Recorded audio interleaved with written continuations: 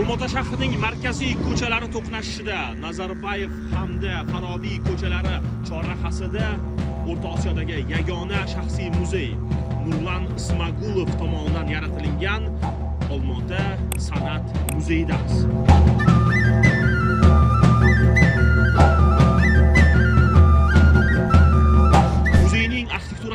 Chapman Taylor ishlab chiqqanini o'ziyoq ishga qay darajada professional yondashilinganini ko'rsatib turibdi. Muzey ichida Nurlan Ismagulovning o'zining shaxsiy 700 dan ortiq kolleksiyasi mavjud. Undan tashqari bu yerda Qozog'iston hamda O'rta Osiyo san'at va madaniyat asarlari ham mavjud. Aytish mumkinki, Richard Serraning O'rta Osiyodagi yagona asari ham aynan mana shu muzeyda saqlanar ekan. Ochiq manbalarga ko'ra, muzeyning qurilishiga 30 million AQSh dollari sarflanganligi aytilgan.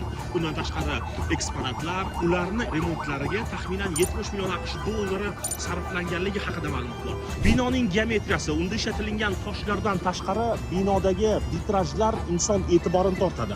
Oyna o'lchamlari bu O'rta Osiyodagi eng katta qo'shmaynalar hisoblanadi. Yuksakligi qariyb 12 metrda tashkil etadigan ushbu oynalarni Salovat Stiklo kompaniyasi ishlab chiqargan hamda ularni qo'sh oyna holiga keltirish Chelyabinskning Modern Glass kompaniyasi tomonidan amalga oshirilgan. Haqiqiy san'at asari yo'q, fasaddagi san'at asari.